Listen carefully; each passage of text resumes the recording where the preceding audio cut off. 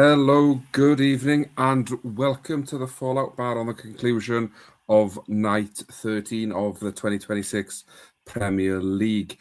I'm Gerwen, back with you after a few weeks off. Yeah, been a bit busy in work life, but very, very happy to be back to discuss what could turn out to be a pivotal night in the race for the top four, and I'm delighted to say that I am joined by Dave from the other side of the pond. Good evening to you, Dave. How are you? Good, yeah. As you guys can tell, it's the sun is still shining here, so a little bit of a different vibe. But yeah, what a fun set of results we got. That kind of bunches things up a little bit more. I feel like every time, other than really the final, every time someone needed a win, they got it. And yeah, a little different than what we've seen in the last few weeks, where we've been hoping where this would start happening and it hasn't. So good to see. I think it sets up for a really fun home stretch here. Yeah, definitely, and it sort of feels like a few of the quarterfinals this evening could play a big part in how proceedings go from here until the O2 in what just over a month's time. And yeah, chat rooms already looking busy. Good to see some of our usuals in. Shelty's in, good evening. Bobsy's in, good evening to you as well. And Joel and Spoonie are in. Good evening to you all. Right, yeah. Anyway, plenty to talk as usual. We'll go straight into the action. First game of the evening, Josh Rock, barring a miracle, is who's already eliminated against already qualified Luke Littler, and it was the world number one who took this game by 6 legs to 3. But an enjoyable watch at the same time, even if the result was probably a bit predictable. Yeah, I just kind of felt like the better player taking care of business here. I did wonder if, maybe Rock would just be a little more loose now that he's pretty much almost mathematically out. And it looked like he was. We're definitely seeing, I know I've said this in the last month or two, a lot less of those he like almost hitting the center of single five. Like we saw those early on. Those aren't really happening anymore. This is like kind of his normal level. Yeah, Luke just looked great. I don't think the whole motivation thing, I've never seen that really bother him. Like he knew he was in. I don't think he gives a crap. I think he just wants to go out and win no matter where he is. And he wants to be the top of the table. And he showed that with this performance that he's gunning for nightly wins. He wants to be the number one and took care of business. And yeah, I think Josh at this point, I know we've said this for a while now, is just playing to, be respectable, kickstart the back half of the year, and save room for an invite, whether it's next year, whether it's a few years from now. But it's just good to see him back. He looks back to himself, even if he didn't win here, which was a concern. Especially, I was certainly concerned through the first few weeks where he looked dreadful. And he had a rough, Monday, Tuesday on the Pro Tour. I think he only had one win in those 2 days. So yeah, good to see him at least put up a ton plus. But yeah, Luke took care of business. Yeah, and I think that's it, isn't it? Obviously, we've seen players in the past struggle on their debut, as in we even saw Stephen Bunting last year himself go 8 weeks without a win. But it sort of feels like it's been a real baptism of fire for Josh Rock. And whilst he has picked up a few wins over the last few weeks, tonight, as you say, the performance was there. Ultimately, he only had 3 chances at a double. He hit all 3, so the doubling was there just against Luke Littler. You need to create plenty of chances. Obviously, you need to get 6 before you can even think of winning. But as you say, 10 plus average, 3 out of 3 on his doubles, and something to aim for, I guess, because I'd imagine his target between now and the end of this campaign is just to try and get a few more wins under his belt and just embrace the experience and learn should he be invited back again, which I'm sure he will, because he's a much better player than he's shown for most of this campaign. Yeah, and I think for him, the next few months, obviously, you got to show up. You got to try your hardest. You got to play. Maybe you win a night. That'd be a lot of fun. I'm sure, you could ask Steven, like he won, what was it, night 9 last year? It didn't end up mattering, but that's probably one of his favorite memories of his career. Like it still matters to these guys. But his focus needs to be, if I were him, just confidence-wise, I want to go into the match play or even the World Cup, because I know he probably wants to repeat. Go get to a Sunday of a Euro Tour. win a board at a pro tour, like just do something to remind yourself that you have confidence, that you're good, that you're one of the 16 best players in the world. I think that's good, should be his priority for the next 8 to 10 weeks. Oh, definitely, and obviously, you're playing Luke Littler, you're up against it from the start. But as you say, if he can repeat this performance, maybe against other players in the Premier League, there's no reason why he can't turn those losses into wins. And it'll be interesting to see how he does fare, I guess, because it's a brutal 16 weeks when things aren't going your way. Then obviously we move on to the second game of the evening. Also already that was the third game. Second game of the night was Stephen Bunting against Gerwen Price. And this game sort of had a bit of everything. Both players looked like they were in control, both being pegged back, and Price winning a last leg decider, probably a win Price desperately needed in his quest to sort of still holding a bit of a gap between the chasing pack in third place at the moment. Yeah, this was a bad. Price was super lucky to win this one. He looked all over the place. The timing looked off. I know Wayne was saying on comms that he looked like he was throwing softer. Just didn't look up for it. And he's still able to get the win, which is a testament to why many believe he's the second, third best player in the world right now. And for Steven, man, when you see your opponent struggle like that, you average more than him, which I feel like we say every week for him, even when he loses, and you go 5 for 20 on doubles, and you can't. I mean, this was his to lose. I mean, if you look at the legs that he held, Price was on 82, 119, 92, and 143. And then he had Steven had a break in there. That was how he got his 5 legs. I mean, he's handing you these legs, and then you get broken towards the end when you have a chance to serve it out, and you lose off your throw in the decider. So, yeah, I mean that's going to feel like a missed opportunity for Steven. I think that comes pretty close to calling him out of it. Now he's 7 points back from fourth.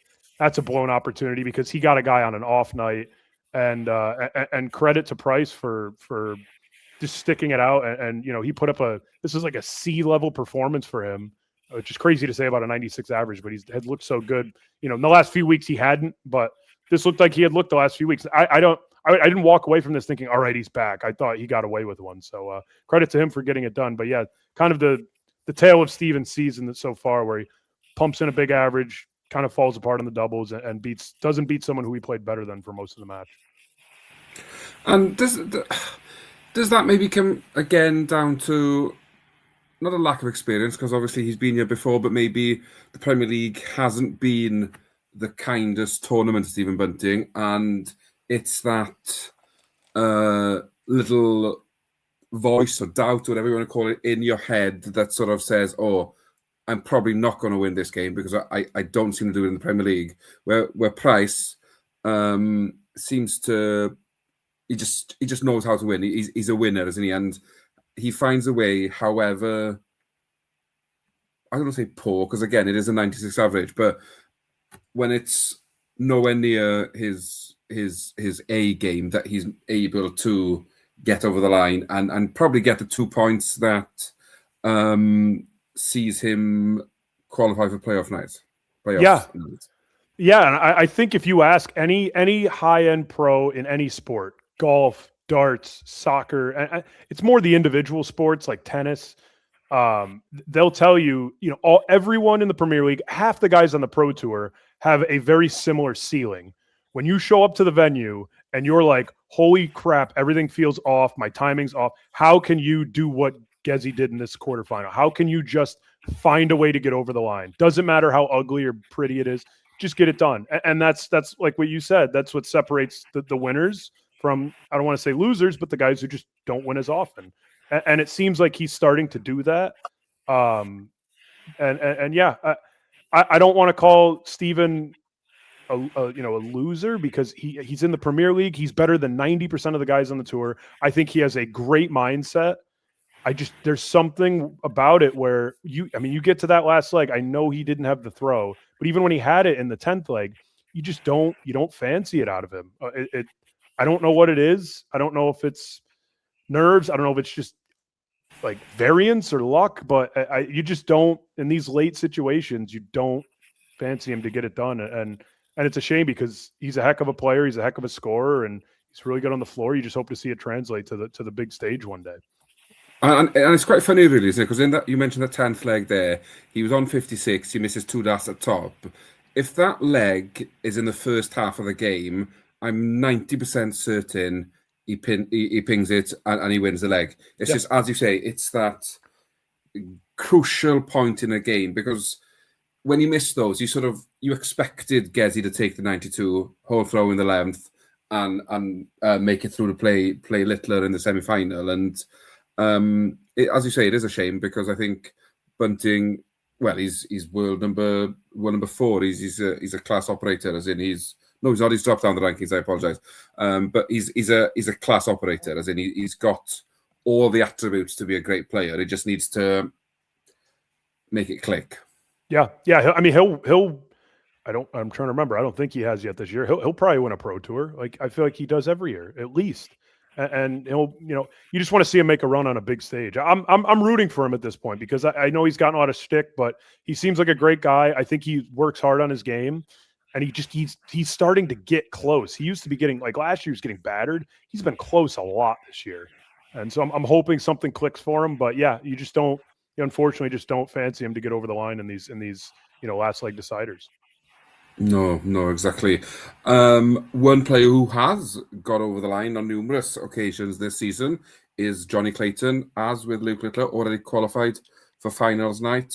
Came up against Jan van Veen this evening, and it was the Dutchman who prevailed by a scoreline of 6 legs to 2. I'm not going to say that Clayton took his foot off the pedal, because I don't think that's fair on Van Veen, but Van Veen just a much better player, averages tell a story, and Clayton just not off the races. Yeah, one of those rare off nights for him. I don't think he'll worry too much about it. It's happened to pretty much everyone in the Premier League over a handful of nights. It's great to do it when you're already in. I'm not sure how much he cares or believes that he can get top of the table after what happened tonight. I don't think any of these guys care that much. As long as you're there, it's an added bonus. But yeah, this is what we've been waiting for from Jan. Like, this performance we haven't seen in a long time. I know he, through the surgery that he had, that was kind of something that he definitely didn't look 100% for the last month or so. But yeah, 104 average, solid 6 for 12 on the doubles, took out that 152, 2-ton plus finishes. And yeah, 3 180s. Like, this is what we saw at the back end of last year when he won the Euro Championship. He got to the World Championship final. This is what we've been waiting for, and I'm hoping this is what we get. And man, if he, he's now thrown his hat into the ring, because he's tied for 5th with Humphries in the table. I know we'll get to that, but he's right there. Those finals that he made earlier in the year are starting to really show in the table. And because he doesn't feel like the last month or so he's been playing like the 5th best player in the table. So good for him for getting over the line. And if he can find that ceiling again, which it looks like he did here, if he I don't want to play him if I'm top. I don't want to say you can't say anyone can beat Littler in a race to 10 if he's top of the table and he plays him 4th, but Van Veen's probably one of the best chances out of anyone to do it. So I really hope we start seeing the ceiling from him more often, because when he's on it, man, the bull hitting today, oh, so good. Yeah, and that's it really. As in, we saw glimpses of this from him early on. He then had his sort of health issues, and we sort of dipped off a bit. But if you're gonna make a run to the playoffs, this sort of performance is the perfect catalyst for that, really. And as you say, 2-ton plus finishes, a ton average. It certainly builds the excitement of the next 3 weeks as we get to see who makes the top 4.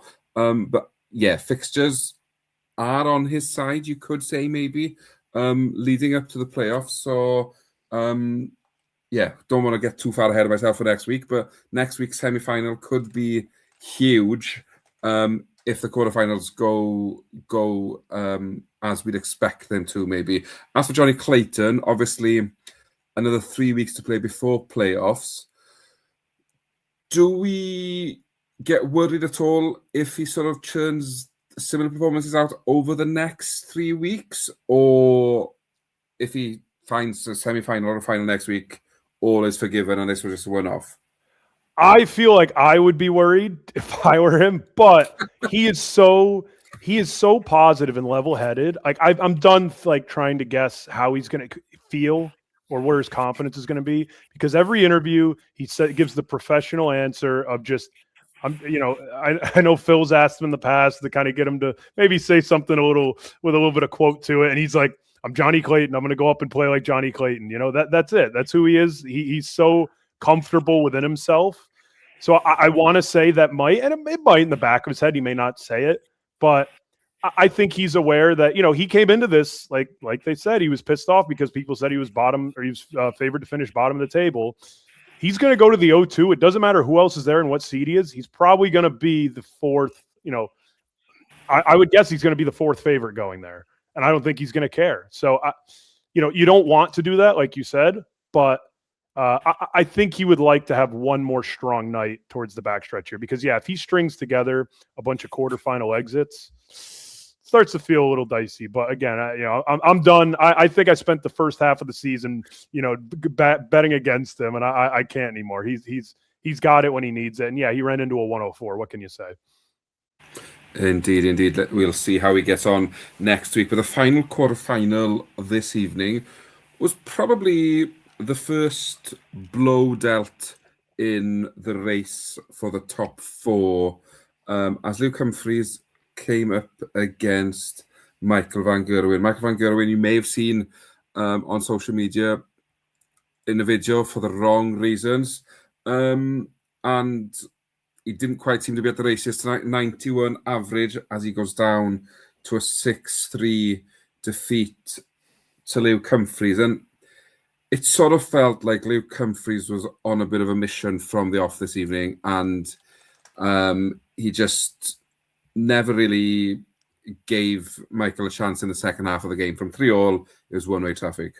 Yeah, I'm just so puzzled, and we've said this for a while now, really since probably in the last year, but really since Worlds, where I can't name a player with a wider range of outcomes than my current day Michael van Gerwen. It is remarkable. He puts in the 107 against Littler last week, and then he walks up and puts up a 91. And again, I don't know.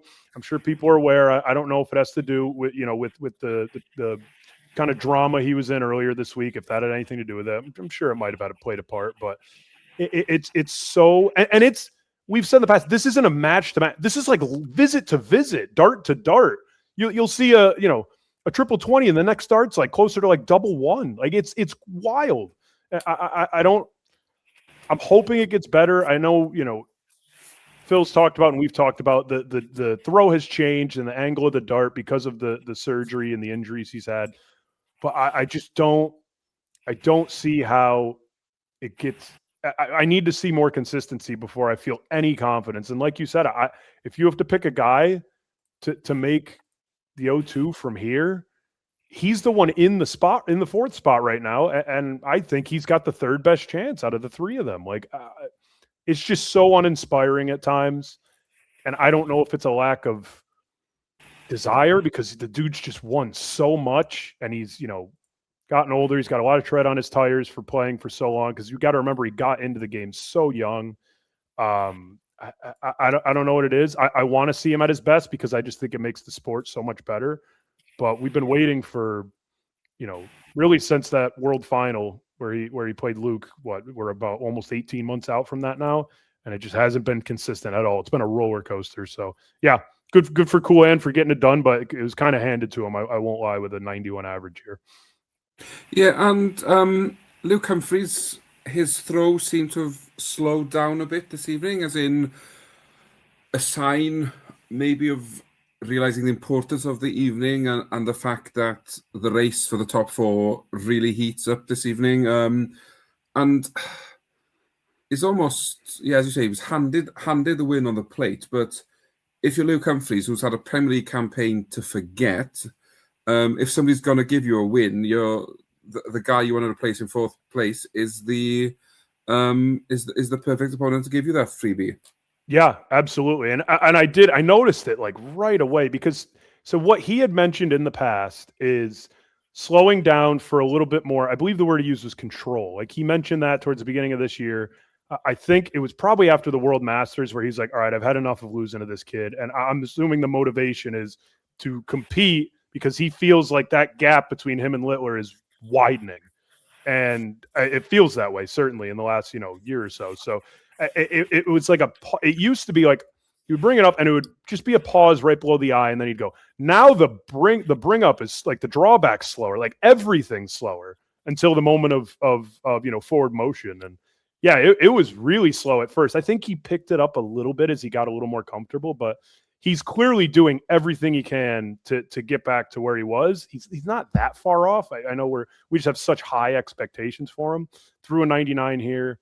But yeah, it was interesting to see. He's doing a lot of tweaking, and you know what? Like, credit to him, because if you just keep doing the same thing and expecting different results, it's what people call insanity. So I understand him trying to change things around, and this is the time of year to do it.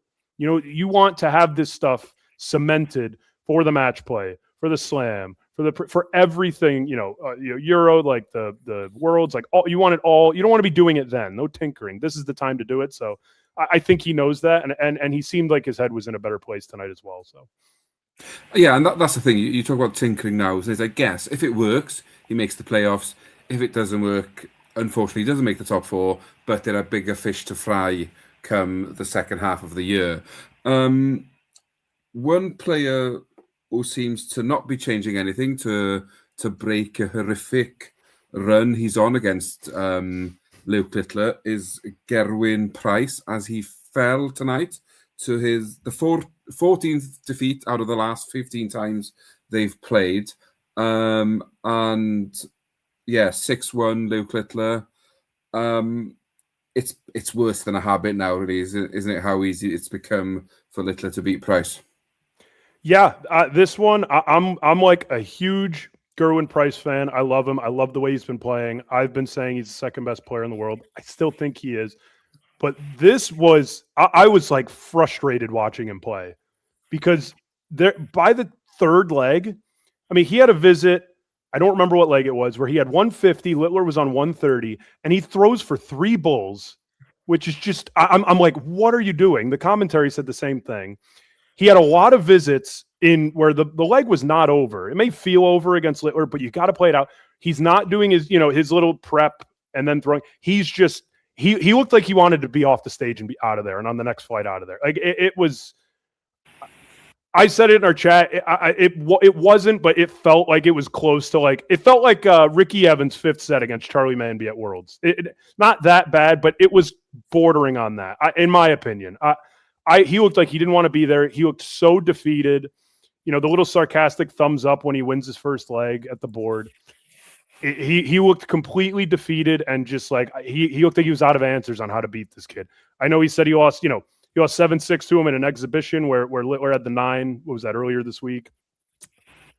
I don't know. I don't know where to go from here. He's so stuck because he's a favorite, rightful favorite against everyone else in the world, and he cannot touch the world number 1 at all. And I don't know where you go from here for him every time you play him if you just feel like this is what's going to happen. But man, yeah, that was frustrating to watch. I get it when you've lost that much against him, but he looked like he just mailed it in completely after that first break, and that was frustrating to see. I hope we see more of the positive Gezi, because he looked pretty out of it for most of this match. Yeah, and what I found bizarre was in the very first leg when he had 70 left and he goes treble 18, double 8. For a man who you'd bank to hit tops 9 times out of 10, I just thought that sort of set the tone really for the game. And from there on, he just didn't seem to settle, didn't want to be there. And obviously, he's had a busy week off the hockey as well. He's been he's come out and endorsed a political party here in Wales ahead of the elections next week. It's been announced he's playing at the UK Open in the pool Pool UK Open next month, not in a pool, but Pool UK Open next month, which coincidentally clashes with the playoffs of the Premier League. So he'd have a tough decision to make should he go deep in the pool competition, and also if he would make the playoffs. But obviously, there's a lot of darts to be thrown and a lot of balls to be potted until then. But are we seeing him maybe getting more and more distracted by things off the hockey, or is it a case of he's like, I won't beat Luke Littler, so I'll just go through the motions, take my paycheck, and fly home? Yeah, I mean, I believe it was, yeah, Bobsy in the chat mentioned that he posted on Instagram, so I went and looked. And yeah, he said he came for 2 points, he left with 2 points. And maybe it's a case of, look, the semifinal's worth 1 point. You're not clear enough into the playoff or into the playoff positions to be snuffing your nose up at 1 point. So I get it. He got his 2 points. He barely got his 2 points, might we say. But yeah, he's also, doesn't he have he's starting a farm or he's buying a farm? Yeah. Like he's got like, as well, yeah. and he's got Chippy 5-1. He's got like all these side projects, and hey, he's been playing incredible this year. Like this is just an off night, and one guy he clearly can't beat. I think Joel makes a good point in the chat as well. I used to be the one saying that he's the most likely to beat Littler. And it's funny to say, because I still think this is the case, that he's the second best player in the world, but he's not. You can't say it anymore. You can't say he's most likely to beat Littler, because every time I'm like, all right, this is the time, and it has to be a mental thing at this point. And he's so frustrating to watch because he's so good, and he gets right there, or he plays Littler, and it just can't quite get over that hurdle to kind of beat Littler or win the big one or whatever it might take. So he's not there yet. I don't think he had his right to snuff his nose up at a point.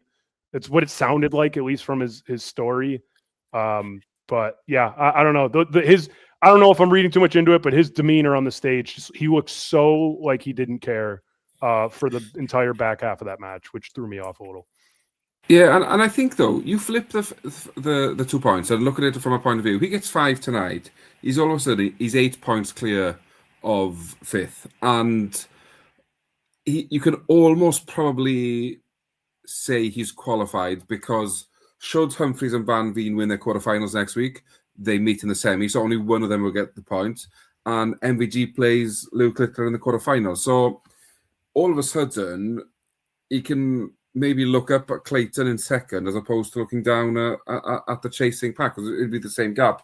But if he's happy with 2 points, then so be it. And I don't think it's as clear cut as he hopes or wishes it might be. Although I say that, he probably goes and wins next week in Leeds and proves me wrong. So time will tell with that one. Then moving on then to the second semi-final. And similar to Luke Humphries' quarterfinal, this was also a big match in the run-up to the playoffs, as Humphries faced off against Veen, and it was cool hand Luke who got the job done, once again defeating Veen 6 legs to 3. Both average a ton, both very good on the outer ring, as in just Veen, similar to Rock against Littler, not creating enough chances to get the win. Yeah, just more consistent scoring from Luke just led to more chances. I mean, he got triple the amount of doubles, 12-4, and that kind of just proved to be the difference here. Held throw for 7 straight legs, and then Luke got that break in the 8th to kind of seal things off. And these are the performances that Luke used to handle and recently has been falling short against. And he handled this one, especially against Jan, who kind of had his number, towards the back half of last year, won in the Euro final over him. But yeah, this was a really solid performance. And now at this point of the night, I'm starting to wonder, like, You don't want this man to pick up steam and get back to his old ways, because if he, he's doing a lot of this tinkering, but if one of these things starts clicking and he starts feeling good about it, there's plenty of time left in this Premier League for him to get used to some little tweak, and suddenly he shows up to the O2 and he's like, man, I feel like my old self. And that would throw a complete wrench into everything here. We could have a really, really fun O2 if we get, him in the mix as well. So, great win. And it's only 1 point, but he needed it. He definitely needed it. Every point counts at this point. And great win for him, and a ton plus average to boot. And the thing is, you mentioned there, he's back in the mix, and it'd be great if it'd be good should he make the playoffs. The thing is, if he does make the O2, he goes there in very good form because he gets a good 3-week run up to the playoffs. So I think whoever gets into that 4th spot, I think, will be hitting the O2 in some great form and full of confidence, and it'll certainly add some spice to the mix, because the likelihood is from here is that Luke Littler probably finishes top. No disrespect to Clayton, but Littler, once he gets his nose ahead, is very, very hard to track back. But I thought in this game that 8th leg, massive sort of turning point. Van Veen leaving 36 from the 170, probably thinking he gets another shot, but Humphries having other ideas, taking out the 160, meaning that once again, something we haven't probably said as much as we'd expect to this Premier League campaign, an all Luke final. On to that final, would it be right in saying, Dave, that the result we expected, but maybe not how we expected the game to pan out, with it finishing 6-5 to Luke Littler? Yeah, definitely not how I expected it to pan out. I mean, you just can't kill Luke Littler until he's like off the stage. Even when the match dart goes in, you're like, are you sure it's over? He can't still come back? Like, it's just an epitome of how much of a competitor and a fighter he is. And it's just, you look at I was thinking, I'm always big picture, and I was thinking broader watching this. Like, he is completely, the guy who a lot of people think is second best in the world, he has completely mudded him every time they've played.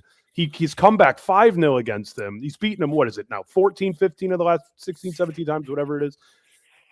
He's got Cool Hand Luke changing darts and his throw like he's Peter Wright. Like, he's got him completely changing everything he can to keep up with him. And the next best young talent, Jan van Veen, he met him in the final. He had to take out a bunch of crazy finishes to win the first set, and then he reeled off 7 straight sets. He is driving the rest of the darting world completely nuts. And while everyone's fighting and clamoring for all these 4th place, 3rd place spots, he's just waltzing up there and he's taking out everyone who is considered to be his top competition. And it's absolutely ridiculous what he has everyone. He has them all in a complete pretzel. And I was under the impression, I thought when it got to 5-3, I was like, all right, Cool Hand might get this. He might do it. And then Littler takes 3 straight, hold, break, hold. Like, it's just, he'll be happy with getting to the final, getting the points he needs. He didn't look happy in the moment, but I think by now, or maybe tomorrow when he wakes up, he'll be like, okay, like I got 3 of my 5, pretty good. We'll take it. But he is so good when he just needs to be good. And he's driving all of the world of darts, the fans, but also his biggest competitors, like crazy, because they just can't, no matter what they do. Humphries is doing all these different changes and he still can't quite touch him. And that was just kind of what tonight felt like for me. Great win for Luke Littler. And yeah, he's overtaken the top spot, and I don't know if he's going to let it go. So 5th night win. Crazy when we thought he was done after 4 weeks. That's it, wasn't it? I think at one point was Clayton on something like 19 or 21. Both Lukes were on 9, and we were sort of questioning, could we see a world when neither Luke qualified for the playoffs? Fast forward 7-8 weeks, and here we are. He's 2 points ahead. Got to feel a bit for Luke Humphries. That last leg will probably haunt him for a while. I think if you're gonna have a disaster of a leg, you don't want it to be the last leg in the final against the Darts. But I guess that's the pressure Luke Littler puts you on, puts you under. That it does make you do crazy things you probably wouldn't do in a normal game. But no, I think both Lukes will be happy with the outcome come tomorrow morning. As you say, Luke Littler getting back to the top, and Luke Humphries certainly keeping his name in the hat. So if we quickly look at the table, rooted to the bottom, Josh Rock, with 8 points. Stephen Bunting in 7th, 11 points, probably out of it after this evening. Then it gets tasty. Luke Humphries in 6th on 16 points with 9 matches won. Van Veen in 5th, also on 16 points, but because of the one extra win, he's on 10 wins. That puts him in 5th. Then Van Gerwen in 4th, currently occupying the last playoff place. He's on 18 points, but crucially, he has got a 1 nightly win, which could come into play should there be more than one player on the same points. Price then in 3rd, 21 points with 2 nightly wins. Clayton in 2nd, 4 nightly wins, 32 points, already qualified, as we mentioned earlier. And Luke Littler back on top, 5 nightly wins now, 34 points. And of course, he is also qualified. So it's time for you to all get involved now as we look ahead to night 14 with a little bit of predictions.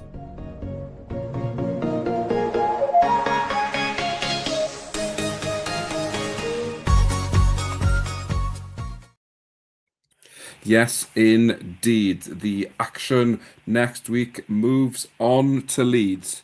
You'd imagine a very warm welcome for Luke Humphries up in Leeds, but he's not on to the 3rd game. The first game, so don't forget, get your comments in, get your predictions in. We'd love to hear from you all.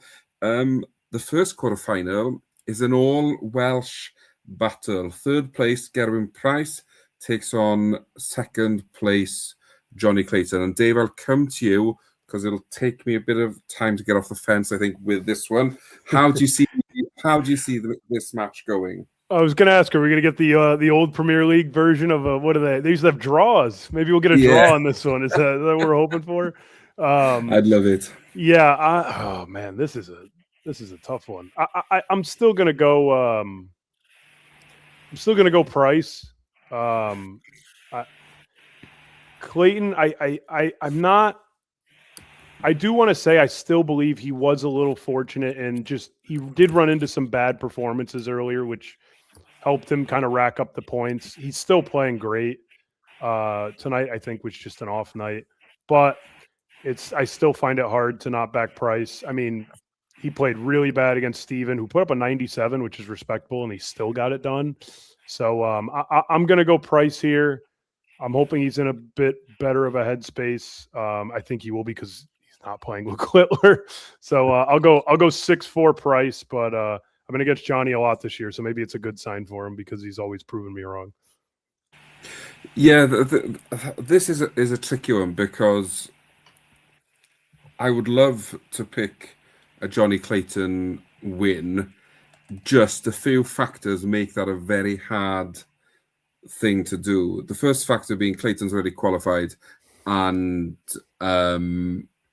is probably on the O2. Secondly, I feel like Gerwen Price lives rent-free in Johnny Clayton's head. Looking at the head-to-heads, yes, ranking-wise, Price might be Wales' number 2 player, but when it comes to their battles, he tends to come out on top. And for that reason, I think Price gets another win over Clayton. But I think it's going to go to a last leg decider. So Price wins 6-5. Let's have a look in the comments. Bob is just Bob first in this evening, and he's gone with you, Dave. Price to win 6-4. Gordon, the Ferret, to win 6-4. Bobsy, another one, 6-4. Gezi, Alistair, 6-4. Price, and Joel, Johnny to win 6-3. Very unimpressed with Gezi last couple of Thursdays. Indeed, he's not done much, but for me, he's got Clayton's number at the moment, and he just seems to know that as well. And I feel like Clayton doesn't play as well as he does maybe against 90% of the rest of the tour. Moving on, it's a big game for one of these players, and for both, I guess. Luke Littler against Michael van Gerwen. Littler already qualified back on top. Michael van Gerwen desperate for points if he's to cling on to that fourth position. I'll go this time, Dave, probably because it's a bit easier maybe for me to predict this one. So, but yeah, I think it's hard to look beyond Luke Littler at the moment. I know MVG threw some silly numbers at him last week, but you're only as good as your last game on the Premier League. I think I'll give MVG 3, and I'm being generous. I just think Littler blows him away, and I think MVG loses his grip on that fourth place next week. Yeah, and if you look at the little big picture here, the next two nights, MVG has Littler tonight or next Thursday, and then the following Thursday in Birmingham he has Gerwen Price. I mean, we could be he might be heading to night 16 locked at 18 points. And so, if he's going to be in that 4-5 matchup, then he's going to have to win it. So not great, not a great draw for him to kind of finish things out. I don't know how you got to go Littler 6-0 or MVG 6-5. Like that's the only ranging. He pumps in a 110 and upsets him, or he puts up an 88 and gets steamrolled. So yeah, I can't. He's too volatile for me to back him with any level of confidence. I've said this every single week, and then there's a few weeks where he makes you look like an idiot. But I'm going to go Littler, and I'm going to go 6-2. 6-2 Littler, yeah. I'd imagine the chat room might be a bit more one-sided with this game. Gordon, the nuke to win 6-4. Bob's just Bob. Luke Littler wins 6-2. Alistair going the same as well with the 6-2 victory for the nuke. Bob's the 25 with me. Littler 6-3. Andy's just joined the chat room, and what an entrance. Evening, Andy. Littler to win 6-0 with a 9 darter. As in, if that happens, the roof will be raised. Although it'd be interesting to see, as a Man United fan, what sort of reception Luke Littler gets in Leeds. But usually, when the crowd's against him, he does find something silly to play devil's advocate. The third quarterfinal, big game once again.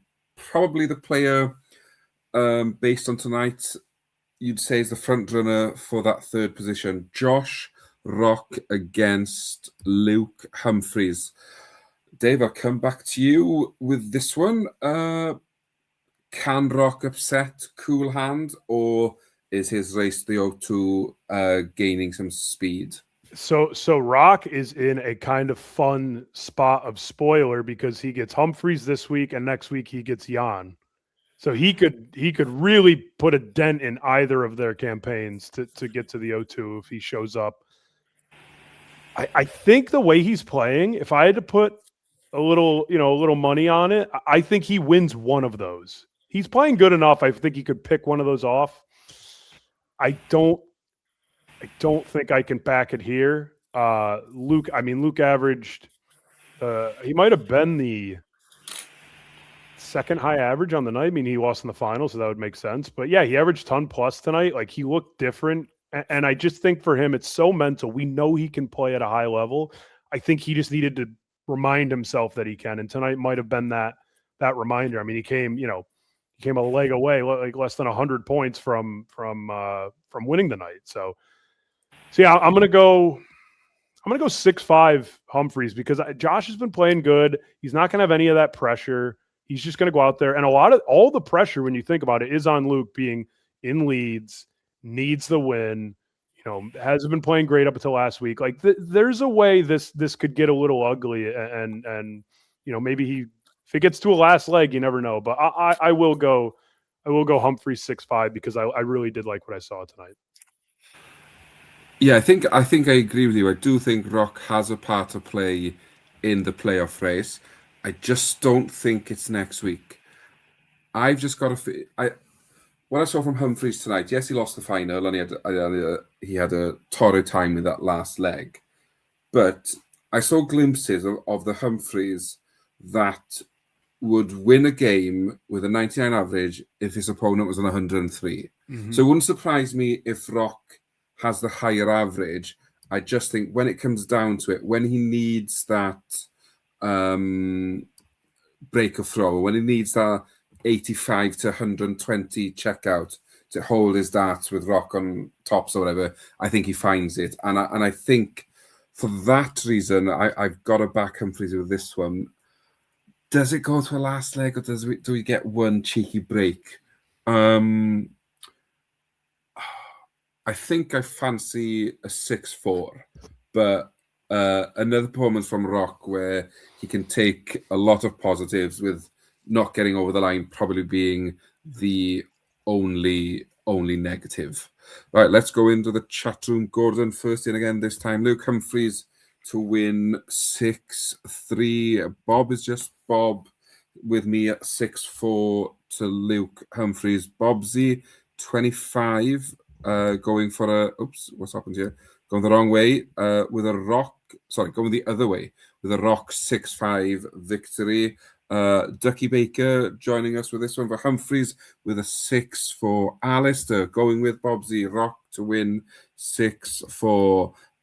Andy making a good point. Depends what Humphries turns up, but he's gone 6-5 to Rock with 110 average. As in, I think if we those sort of numbers, we'd all be more than satisfied come the end of next Thursday. And Joel with a Luke Humphries 6-3 victory. And that leads us on nicely then to the final quarter-final of the evening as Jan van Veen still in that chasing pack coming up against Stephen Bunting, who, unless he can win 2 of the next 3 nights, is probably out of the playoff race as he's currently 7 points adrift.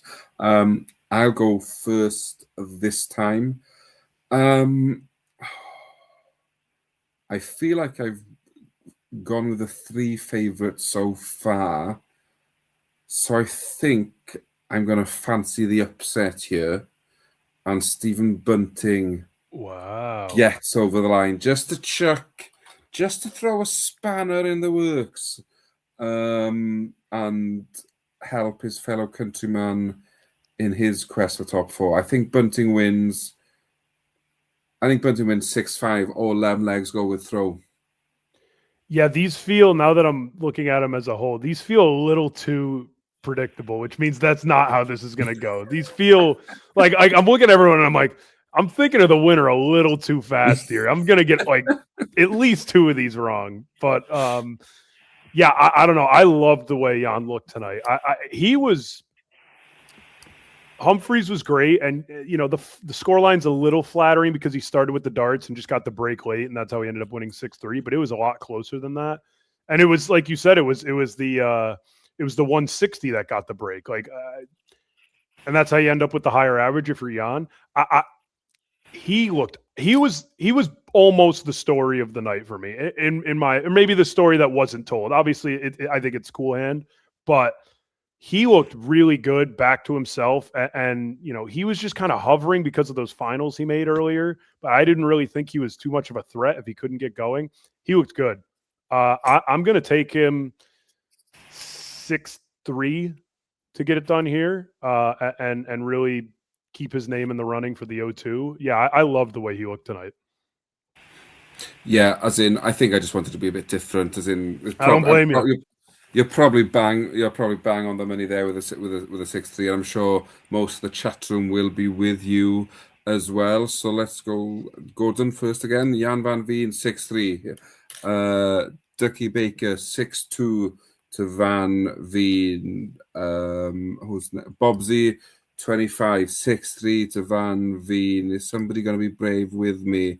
Alistair 6-4 to Van Veen. Bob's just Bob 6-3 to Van Veen. Andy Lorraine Van Veen 6-5. 170 outshot deciding legs. I'm loving these caveats and I'm here for them all evening. So no, nobody foolish enough to go with me there. So now the fun starts. Now we've got to remember who we picked in all 4 quarterfinals and then come up with 2 finalists and who wins night 14 in Leeds. So I went Price and Littler, as I think you did, Dave, didn't you? How do you see that one going? I don't. Please make the case. Dude, I love him. He is. I still think he's second best in the world. But I don't know. Tonight, like I really liked how he, no matter what, he was showing up. He was putting in like the work. Like he was getting close, and I was just like, just keep chipping away. I think he's going to get there. And tonight, I think that's why tonight really bothered me. I guess it looked like he just gave up, and I'm just like, what do you mean you're giving up? Like, I don't know. I probably would have given up way earlier than 15 of 16 or whatever it's been. And then you get, a 9-darter and you lose 7-6 to him in an exhibition. But yeah, I don't know how you back him after that. I'll go Littler 6-3, and then I'll go. I'm going to go Van Veen over Humphries because I really like the way he looked, and I think he got a little unlucky to not be a little bit closer. I mean, the 160 was crazy. Same semifinal. This would be the exact same as tonight.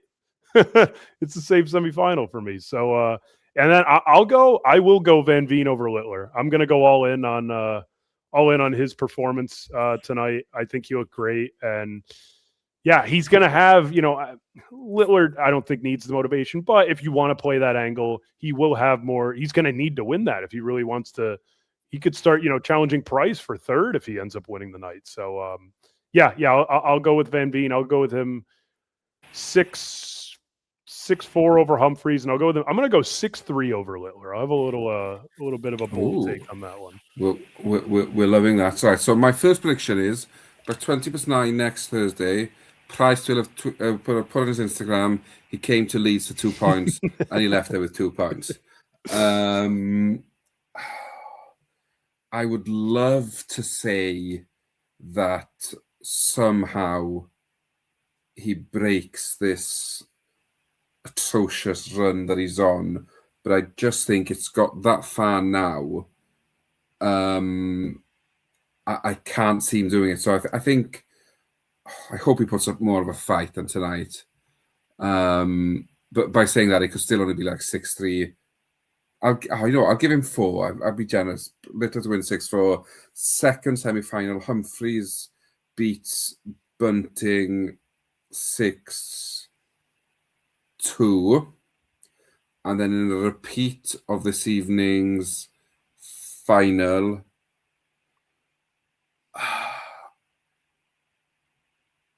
I'm going to say Littler wins again 6-5 and gets a 6th nightly win and just opens up a massive gap. But it does mean that Humphries will be in 4th spot.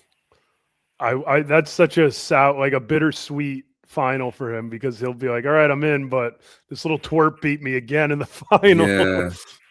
And I'm gonna be bold early here. I think Humphries breaks his duck against Littler at the O2 in the semi-final. See, you're setting it up for the long run storyline.